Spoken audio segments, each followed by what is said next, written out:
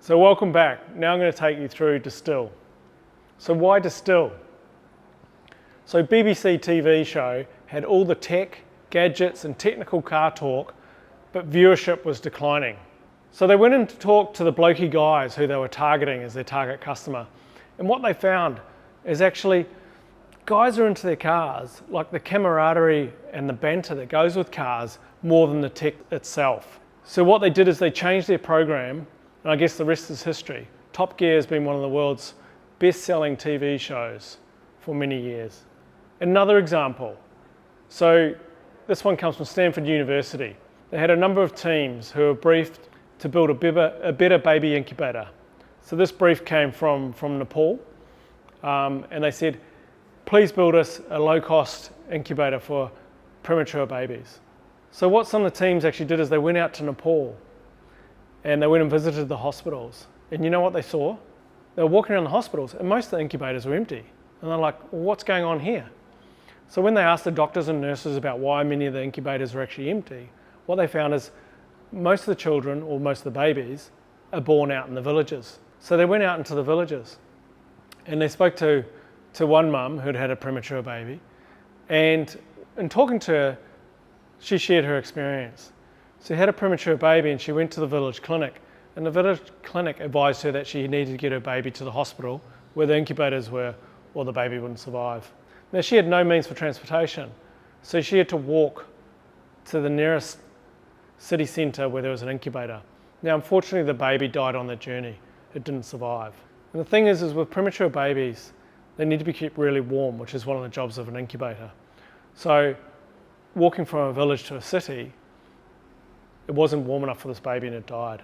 So what the team actually designed, which you'll see here on the slide, is like a cross between a survival blanket and a sleeping bag. And they designed this so they could keep those premature babies who were born in the villages warm until they got to the cities. So yes, it was a low-cost incubator, but it was totally different from the original brief. They could have just got a team of engineers at Stanford to build a low-cost incubator, and it would have been great, it would have saved them money, but it wouldn't have solved the real problem. So this is why we distill. We need to distill all that customer research we've just been doing in discovery and uncover what's the real problem we need to solve so we can design solutions like this. So why do we distill? So we distill what is important to your customers so you can focus your innovation efforts on problems worthy of solving. What do we mean by distill? This is sharing and synthesizing and crafting your customer observations into needs and insights that both unlock opportunity and inspire action or innovation. So I've used the word insight a few times. What do we mean by insight? It's a feeling, it's a revelation, it's that aha moment when you uncover the underlying why behind a customer's needs, and it's our inspiration for innovation. Here's a good example. Let's say we're looking at innovating around breakfast on the go. So we know from trends that more and more people are skipping breakfast. And okay, we could just come up with some solutions from that. But what we actually need to do is dig deeper by asking how and why are people skipping breakfast. By doing this, we find that some people can't face food in the morning, whereas others don't have time. So your solutions for those two different needs are quite different. If they can't face food in the morning, maybe they need something that's more liquid. If they don't have time, they just need something that's portable. So you can see here, by really digging deeper, beyond the observation, the fact and the trends, we can get to the deep and important needs and insights that lead to innovation. So how do we distill? It's a 5-step process. First of all, you storytell and unpack your observations. Then you need to synthesize them. Then we prioritize which ones we want to take forward. Then we craft those into opportunity statements that we call customer insight statements. And then finally, you test and check whether you've uncovered a really good customer insight statement that's going to inspire ideas. So first step that I'm going to take you through is storytelling. So this is where we unpack and share all those observations you've got from your discovery work. And we do that through something we call an empathy map. So here's an example of an empathy map. So you see there's 4 quadrants. On the left-hand side, you've got say and do.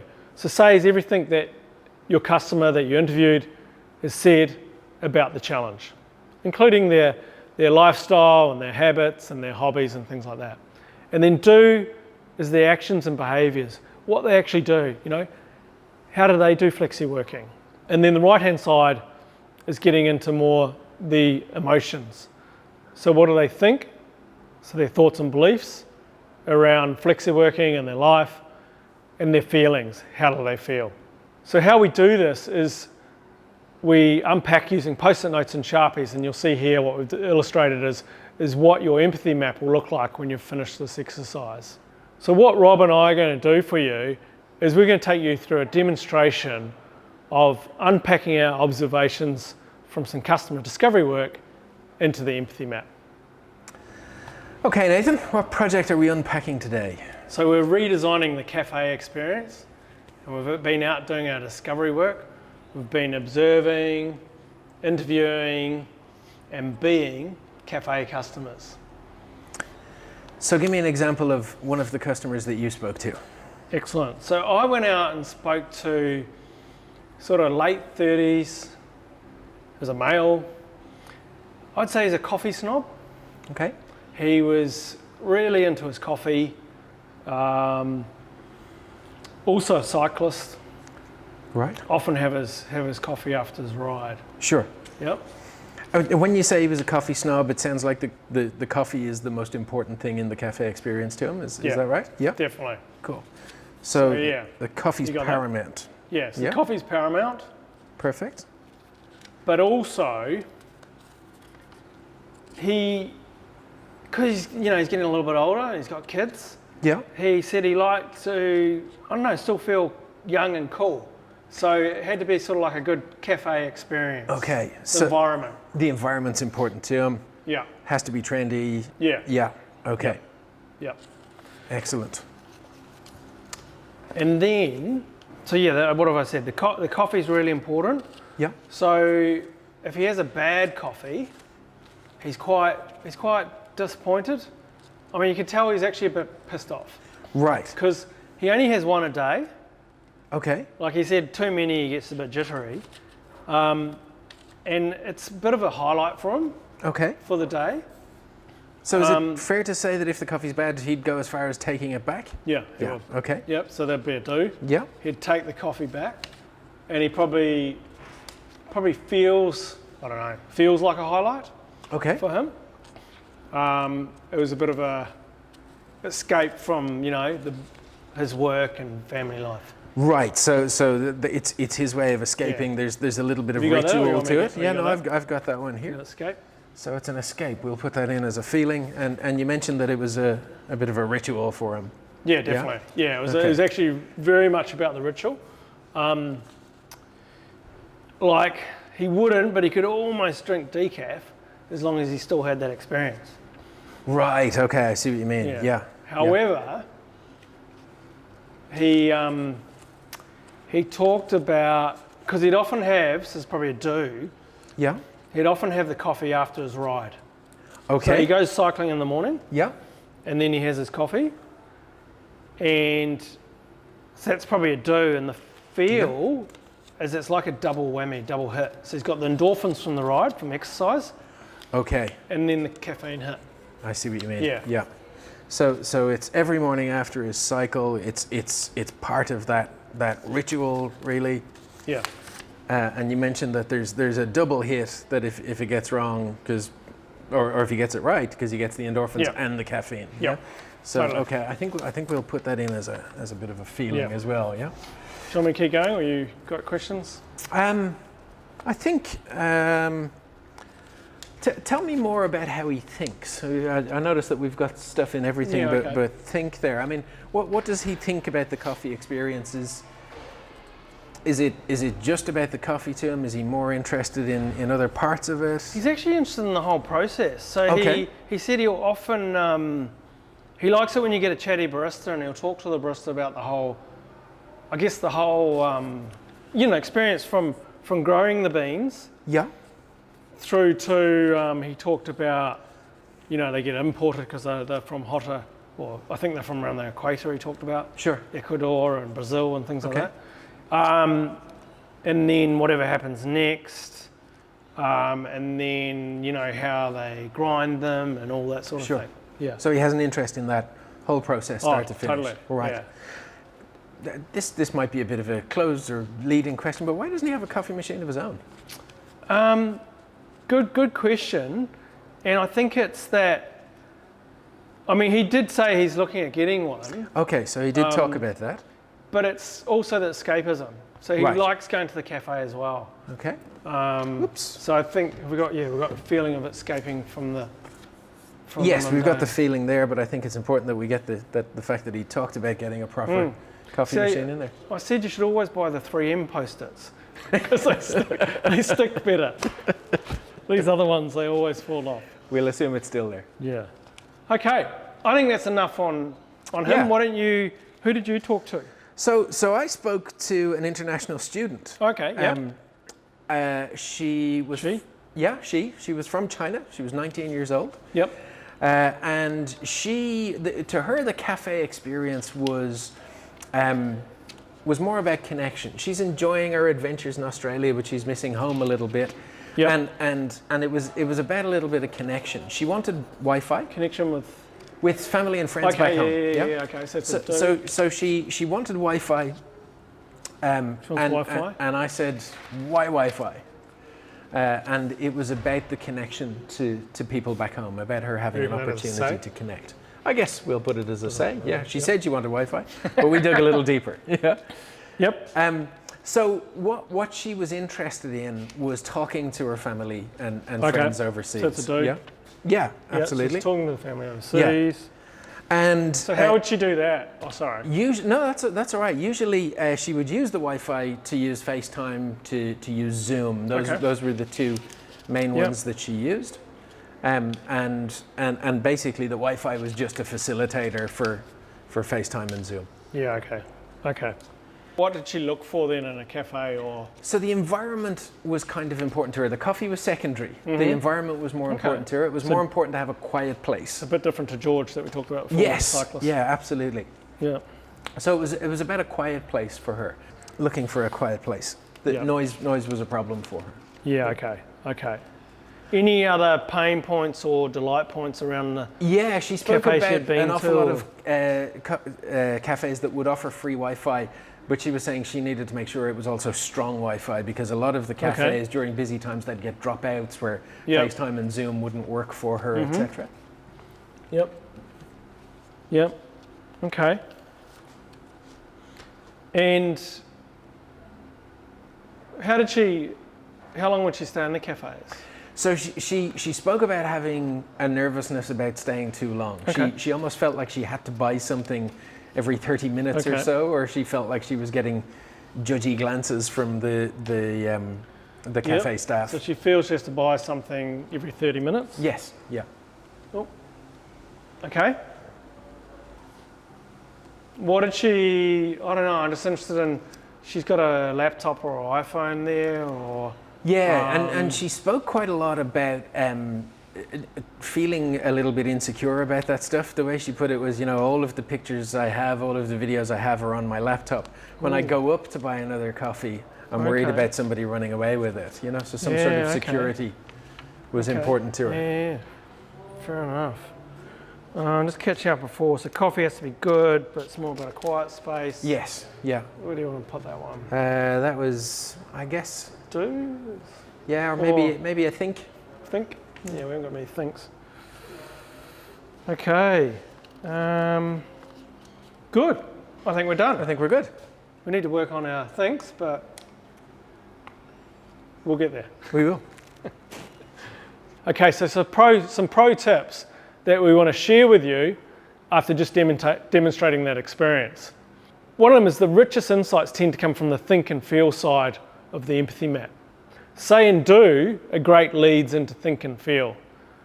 So what you can do, as we demonstrated, is if one of your team share, oh, this is what the customer said, or this is what they did, you can then go, okay, and how are they thinking, or how are they feeling at that moment? One of you will be sharing their stories back from their customer research. The rest of you should be probing the storyteller and asking them around their thinking and feeling. If once you've completed your empathy map, the think and feel side is a little bit light, go back to the left-hand side and see whether you can infer any further thoughts and feelings, okay? So it's okay for you, based on your understanding of the customer, to infer what they're thinking and feeling. but you can't make shit up. So, what are some key attributes or behaviors that we can use in storytelling? So, empathy. Really see the world through the eyes of your customer. Beginner's eyes. Look at everything fresh and with wonder. Curiosity. Have a really questioning mind. Ask, why is that happening? Why are they doing that? How are they doing that? Use your intuition. Notice when your gut reacts to something. You know, is that interesting? Or are you feeling so what? If it's so what, then move on. Objectivity. So not imposing your views and your worldview on the information you're getting from your customers. And then just being really human about it. So storytelling is a human exercise or activity that's been going on for thousands of years. So just having a conversation around your observations will lead to good insights. So step 2, synthesize. We've unpacked all these observations into empathy maps. They're looking really full. Now we need to go and decide which ones we want to take forward into the next step. So what we do here is we look back at our empathy map and we highlight all the really rich and interesting observations. So these are the ones that, you know, your gut is telling you are very interesting. But also think about, you know, what are the key needs here? What are the tensions? What are some of the workarounds? What are the obstacles that your customers are having to get over? What are some of their desires? And then just anything that stands out to you has been a little bit different. So we'll come back and do those in the virtual workshops. And then what we'll be doing is step 3, which is prioritize. So you've taken all those highlighted post-it notes or sticky notes, and now you want to rank them. So we use the opportunity scale to put some ranking to those highlighted key observations, so we can prioritize which ones we want to take forward. So you'll see in the opportunity scale at the top, we've got important, extreme, and essential. And at the bottom, we've got insignificant, moderate, and nice to have. So when we go to do this in the workshops, you all have turns to take your post-it notes across and rank them. And I like to use the analogy that at the top are problems and pains, even though they might be opportunities, that need surgery. Whereas at the bottom are things that just need a band-aid. Now something that needs surgery is more likely to lead to an innovation that is desirable and also highly viable, that you can make money from or have a big impact if it's not necessarily a money-making venture. So step 4 is craft. So you've identified which observations you want to take forward. Now we need to craft them into these customer insight statements or narratives. So what we're wanting to do here and what we're looking for is unlocking opportunity and inspiring ideas. So to get sign off on any idea for a new product, service, experience, or system, you're going to need a strong and resonating customer insight. Great innovators not only use insight, but they thrive on them and use them for all business activity. So we come up with a customer insight statement construct, and it comprises of 3 elements. So element 1 is a description of the customer. So the customer and the situation or context. And the context is really important. Then you've got the need, which is that problem or opportunity that the customer is trying to satisfy or solve. And then thirdly, the insight. And that's the distillation of their need and why this is so important to them or so hard to solve. And those 3 together form our customer insight statement or narrative. Think of it as like a short story on your customer. So here you'll see some examples that we've put together. So the example from BBC, when they took their program, which was all about tech and gadgets, and redesigned it to be Top Gear as we know it now, they identified their customers as blokey guys who are into their cars. Yeah? Sounds a bit sexist, but that's actually who their target audience was. That's who they're going for. And it's really important we be single-minded like that. We can't please everybody. You got to know who you're going for. And then the need was they wanted to be entertained. And the insight was because they actually like the camaraderie and banter that goes with cars more than the tech itself. I've got another example here, and this is the example from the baby incubator that the Stanford University team worked on. So the customer is a desperate Nepali mother, And you imagine if your baby's been born premature and you're living out in the countryside in a village, you're going to be quite desperate. The need is to keep the baby warm in its early hours of life. Why? Because she doesn't have the means to bring her baby to a hospital. Okay? You notice there that the why is more than just the why behind the need. Like, why does she want to keep her baby warm or to keep it alive? But that's not really giving us enough information. Yeah? The deeper why there is actually because she can't get to a hospital. You know, she doesn't have a van or something like that, or a car or means to get to the hospital. A couple more examples. When we were looking at an airport, we had travelling harried father of 3, needs to keep track of his children because the airport feels out of control and full of unknowns. Yeah, so if any of you have been to the airport, you imagine if you're with, you know, little kids running around everywhere, you don't want to lose them and things like that. So once again, you know when you've got a good customer need and insight because you start thinking of ideas. So for this one, for example, you know, what if we had some tracking devices for the kids, or little leashes, or you could put them in a cage. Have you ever seen those cages at the airport? They're next to McDonald's, and they have a slide in them and swings and things like that. I think they call them a playground. Now, the same travelling harried father of 3 also needs to keep his children entertained because he's nervous that bored children will annoy already irritable fellow passengers. So what I'm sharing with you here is that, you know, any one customer can have several needs and also several insights. So therefore, several customer insight statements. Okay, so what does all that mean? So in the customer box or sticky note, you want to capture that rich and specific description of the customer and the context that we shared with you before. The need is that obstacle, pain or desire that you've selected from your empathy map and taken forward, and then you've refined it and dug deeper into that often emotional or social need. Sometimes it's functional, but normally we buy things for an emotional need, even if it satisfies a functional need. And then the insight, which is that deeper understanding of the need. Why is it so important to the customer or so hard to solve? Now you'll see down the bottom there, so customer being descriptive, need is a verb, it's not a solution, and an insight requires some interpretation. We're still using the same key attributes or behaviours from before, but we're also adding 2 new ones. We need to be quite playful with it, we need to enjoy it, we need to go with it to generate these fresh new insights. And we actually need to use a bit of creativity here.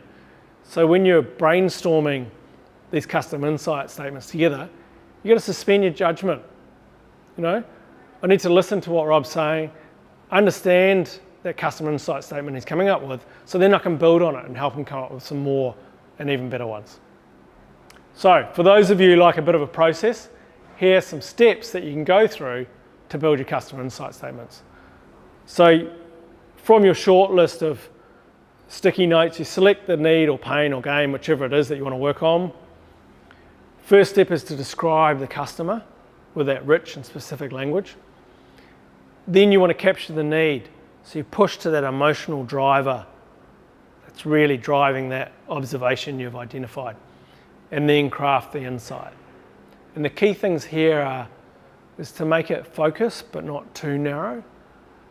So we talk, it's a bit like the Goldilocks effect, you know, so not too hot, not too cold, so it's just in the middle. So not too broad, not too narrow. And remember, it should inspire ideas, not contain them. And that's why we use verbs rather than nouns. And then write it in a positive tense. Our brains are more likely to solve problems that are framed in a positive language. So cracking that third piece, that third element, the insight, is quite hard. And probably the hardest, this whole stage is probably the hardest part of design thinking. So your tips here, just keep probing, asking why like you did in the interviews. And get to, I know I've said a few times already, but why is that need or problem so hard to solve? Why haven't they solved it before? Why have they got this workaround? Or why is the gain so important to them? And you can use because or but or so that to enforce that interpretation. And you'll notice in the examples we gave before, we use because, yeah? So, you know, the blokey males are into the cars, need entertainment because they're more into the camaraderie and banter, for example. And as I mentioned before, you'll know when you've come up with a really good customer insight statement because you can't help but think of ideas. So number 5, we've crafted these beautiful customer insight statements. Your 5th step is to then test and check them. Select which ones you want to take forward into ideate and generating ideas. So we've got a couple of techniques for doing this. The first one is the customer insight test. It's a prefix-suffix test. So you have, isn't it interesting that, then you insert your full customer insight statement here, and as a result, my first ideas are, and if it's neither interesting or stimulating or provoking any ideas, it's probably not a very good customer insight, and you can cross that one off and move on to the next one. For those of you who like a bit more of a checklist and ticking boxes, then this is really helpful. So you look at your customer insight statements and you go, is it refreshing? Does it change the way you see things? Is it challenging the status quo a bit? Deep and true. Is it a deep understanding about a user motivation or customer motivation that rings true? Compelling. How relevant and important is it to the customer? And then the next one is differentiating. Yeah? Does it offer a source for competitive advantage? Recurring. Is it a recurring need or is this just a fad? And then, like the test before, passion. Does it create passion and excitement for you? Because if you're not inspired by it, probably no one else will be. And then last of all, actionable. Do you think it'll lead to some new ideas and new business opportunities? So what you're going to do between now and the Distil workshop is, in your peers, go through all your discovery notes. So for each customer you interviewed or observed, yeah, so each discovery activity, go through your notes for that and highlight what are the most interesting observations that you want to share back with the team and unpack into the empathy map when we get to the virtual workshop. Often what I do is I imagine I only have 5 or 10 minutes to debrief all my findings. So which observations would I want to share back in that 5 or 10 minutes? 10 minutes. So which therefore aren't that important or a bit so what that I'll leave behind. Yeah? So you're going to go through and just highlight with a marker pen, or depending how you've written up your notes, the most striking observations. So the things that you saw, you heard, you read, or experienced. So once again, look for those, pains, gains, delights, workarounds, tensions, all those different things. Okay? At this stage, you're not really interpreting the data. You want to keep it in the customer's language. And it's really important to be specific and source who that customer is you spoke to. So just, write a short descriptor like we explained before about that customer. And then make sure you bring those highlighted key observations to the Distil workshop. That's critically important. And that's the end of the Distil stage. Thank you.